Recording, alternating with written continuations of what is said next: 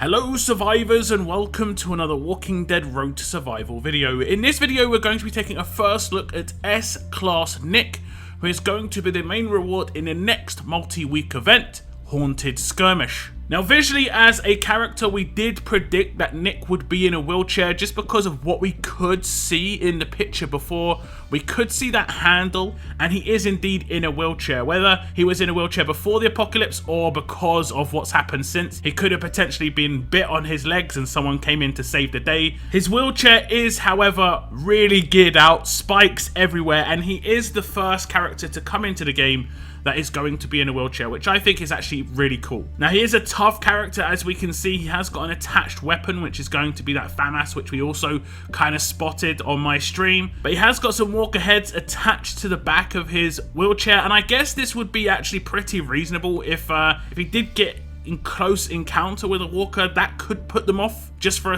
a moment, thinking maybe, you know, they're dealing with another walker, even if it is only just for a couple of seconds to give him a bit of time to, you know, get out that knife or have someone else come in to help him out. As I'm guessing it's not going to be very easy to get around in the apocalypse with zombies around you in a wheelchair for sure. We'll check him out on the left hand side. However, we see his avatar, we see him with the 30 vet rings, and his stat balance is as follows.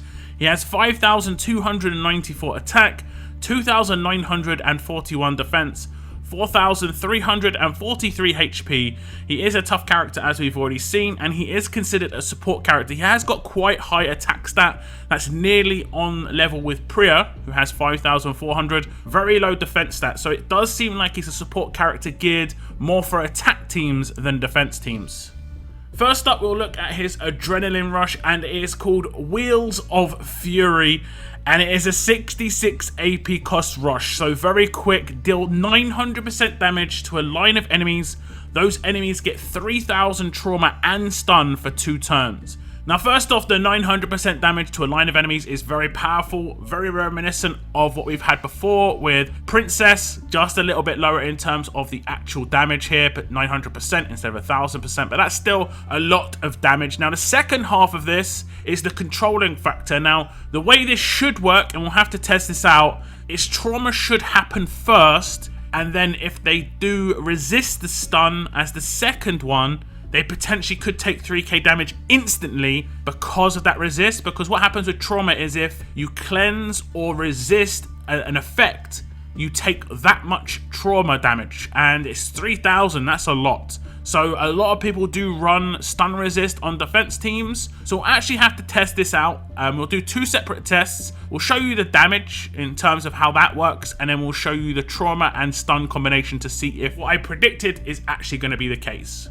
Okay, so we are on turn 2, and I can just do my attack against the bottom line. What I'm going to do is actually do it against the top line because I won't be able to take out Kapoor with one shot. I could normalize with Magna if I so wished, but we're just going to get some AP on someone we can.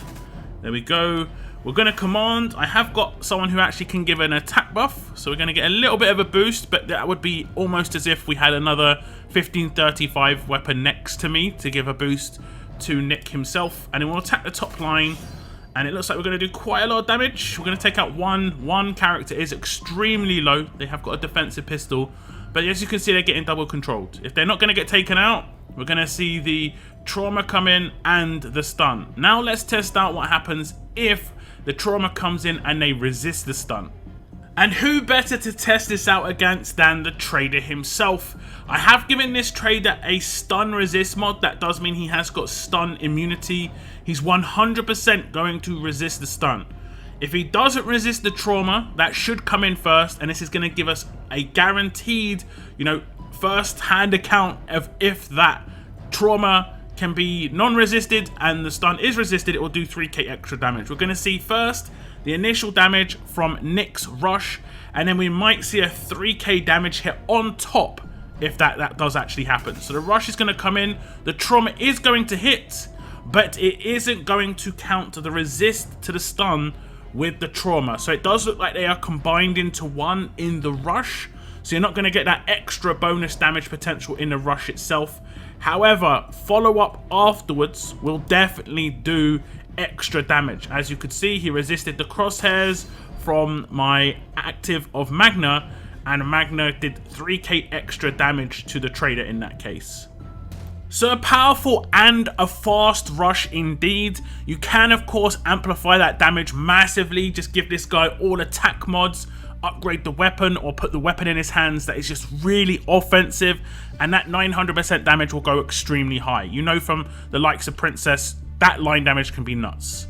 It is a little disappointing in terms of how the trauma and stun on his rush work, but any follow-up from other characters like I showed with that Magna will do a lot of damage. That was a really buffed up trader. He had a lot of HP, over 9,000, so he was going to be able to take quite a lot of damage in that case. But trauma is very effective if it lands on the trader, because he's going to resist a lot, which potentially means a lot of 3k damage hits. When he has been traumatized, there is no resist to the actual trauma damage that he could take. So it's a flat 100% guaranteed damage as long as he has got that trauma and when he resists. But this isn't what is the highlight of Nick. I do think that is very good. This next part of Nick is going to be meta changing for sure, and it is free to play a character effectively that is going to be achievable in an event, just like the past characters have been, and it is his active. Now be ready for this, guys. This is going to make a big difference potentially for your attack and defense teams at every level, top to bottom. And it is crit up, infection resistance, and AP gain. And it has an initial cooldown of turn 1, cooldown of 2, number of uses 5. All teammates get 100 crit and 100% infection resistance for 2 turns. This character gains 35 AP. Now, that just means that infection on defense teams is no longer a problem pretty much, unless this guy gets controlled, which can definitely happen, where he could get like taunted by the trader and not be able to get this up. You could potentially get infections in just before he actually manages to do this buff. On a defense team, you could do that. If he's used on an attack team, where it does seem like he's geared more towards doing, you're not going to get any infection, which is great. The only counter to this, of course, is trauma itself. So when you've got 100% infection resist, you're going to always resist it. And if you have got trauma, you're going to take damage, like flat damage of trauma. So there's definitely like a to and fro counter thing here. The 100 crit is kind of nice because that means he's going to work in teams that rely on rampage damage, because 100 crit is going to increase your chance of doing rampage attacks. So it can work with the new Magna, can work with Priya teams, and obviously being a tough character, that's really good. Now this character gaining 35% AP is not the best. It does mean he's going to have a little bit of support in terms of AP gain, be it with a Rick, in terms of how much AP he's going to need to get that natural 3rd turn rush or a command turn 2 rush. So I put together this defense team. Very heavy thought process on this one. Very difficult to come up with this. Surely, right? Yeah, definitely. Well, now we've got Nick. And then when we do Nick's active, we're going to have everybody get 2-turn infection resistance. This means that any infection that the other team do with their actives or potentially with their weapons, I'm going to be immune to. As you did see that pop up above of Ivanova's head, it did say immune. And that's going to be the same for every single character that does an attack immune. You're going to see them all do their actives. You're going to see a lot of resist pop up. Now, obviously, the counter to this is going to be trauma, but there's always a counter to everything, pretty much. At least there should be to have a reasonable amount of balance. Now, it does last 2 turns. We have used up the actives of a lot of characters. Mateo has quite a big cooldown, so that's a good usage. Now, you can see that Nick did not get attacked at all, which means that with 8% weapon, as he has right now from Rick, and a huge weapon in his hands and a huge leader, he will only need 1 extra source of AP percentage, and that is from Rick. He could have it from Doc Stevens, he could have it from a 20% weapon to himself, but he needs 1 extra source of AP gain along with a huge weapon in his hands and a huge leader, or he'll be left on 64 AP.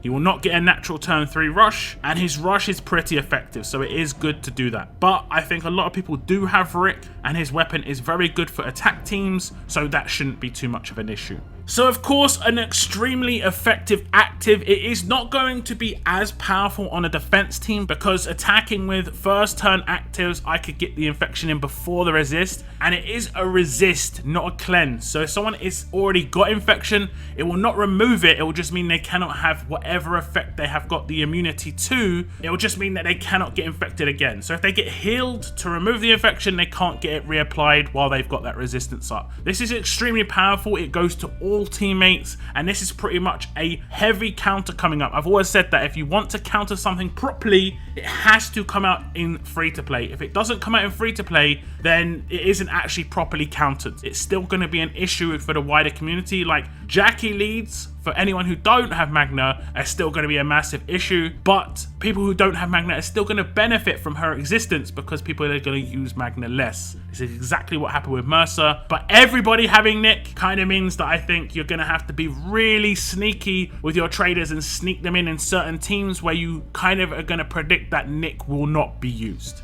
Now last up, we'll look at his specialist skill, and it is Headhunter, and this is going to play into the bonus, the fact that he has got 100 crit on his active. He is going to get that 100 crit. Obviously 1535s on offensive attack teams means he's going to have pretty good crit as well. But Headhunter as a specialist skill is, if this character performs a critical hit on an enemy, the enemy gets crosshairs for 3 turns. If that character is taken down while they have crosshairs, it is a decap. This is exactly the same way it works with, I believe, Dayu and Heng Yen. So I think this is the first tough Headhunter character, so we're just lacking an alert one. Although I don't know, maybe we have a 6-star alert character. I'm not sure who it was. I think we do have a 6-star alert character. He was right at the end of the 6-star era, but the name eludes me. I would say this specialist skill can be pretty useful, especially in the sort of teams that Nick's going to be in, just because he is most likely going to hit crits. After doing that active, he is going to do 1 basic attack on turn 2 for sure, and if he crits against the character, he could potentially proc any trauma they've got on them if they do resist it, or he's going to make it so that when they are taken out, they are decapped.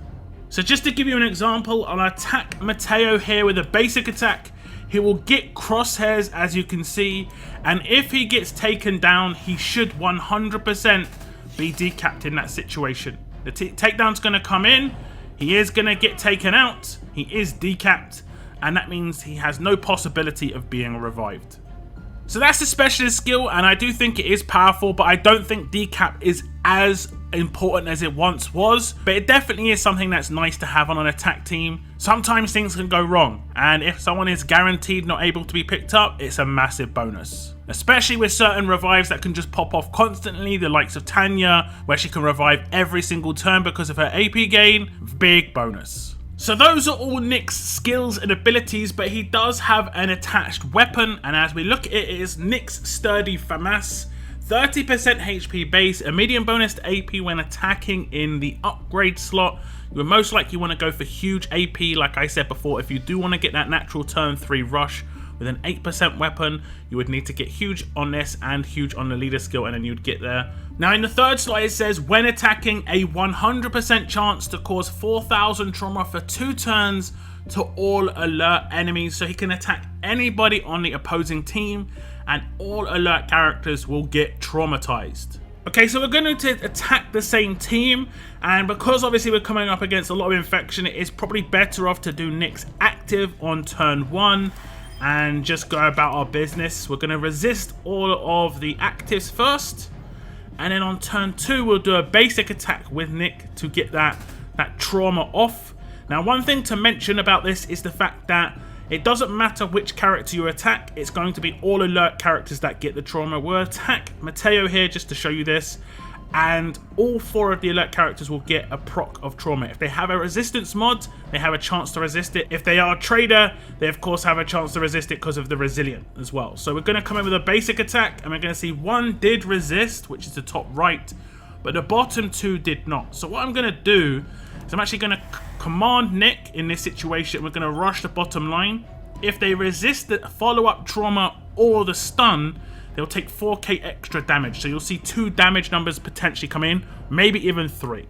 So we do, there we go, 2 trauma attacks did come in, and you can see he took rush damage, but he did the 2 resists first. The animation can sometimes be a bit like out of order, but that's what he brings to the table. Now, normally in this situation, it would be a race against time, because I would be racing against the fact that I was already infected. But because of the 100% infection resist, there's pretty much no risk. So the weapon can be very good, but with Nick, you really need to be careful in terms of the order that you do things. You only have to do 1 basic attack to get off against all alert characters, like I say. You don't have to rush into that. You don't have to do that turn 1. You want to do that the turn or the turn before, you're going to be doing a lot of things that can potentially be resisted, and that would generally be rush turns. So make sure you do his active turn 1, just based on how powerful it is, that 100% infection resist. If they don't have any infection characters, maybe it's not going to be worth it. You could just do it for the crit to give to characters that can hit massive rampage damage. There's definitely multiple ways you can go with this character in terms of how you're going to like formulate teams. He can be off trait. This is all teammates get 100 crit and 100 infection resistance for 2 turns, not particular traits. He doesn't have to be getting the leader bonus, so you can take him on every single attack team as a support character just to make sure that infection is not an issue for you. Now, from what I understand, there is going to be a 6-star version of this character as well during the event. This is not 100% confirmed, but there is a 6-star version available in the game, and there is potentially one in the event. The active is exactly the same, so it's just as powerful as a 6-star. So as long as you get your hands on at least the 6-star version of this character, you are going to be able to utilize the active. But to utilize the rush to the full potential, even though it is the same percentage damage and the same trauma and stun, he has got a lot lower base stats. He's going to take a lot more damage when being attacked, and that is generally what S-class characters bring to the table, is massively increased base stats. So the S-class character would definitely be the way to go and what to aim for. Extremely powerful character in Nick, hard counter to these infection defense teams. It's not going to be so powerful against infection attack teams, but if you've got a healer in your team and Nick, you could potentially get rid of the infection turn 1 and then put up the resistance before the heal reductions come in turn 2. So there's definitely combos that you can actually use to utilize Nick on defense teams. But do give me your thoughts on Nick. He is going to be the grindable character in the next event, Haunted Skirmish. More information hopefully coming later today. Do give me your thoughts and ideas of how you're going to use this character down below. That is the end of my video, guys. I want to thank you very much for tuning in. And as always, keep on surviving, guys. Keep on surviving.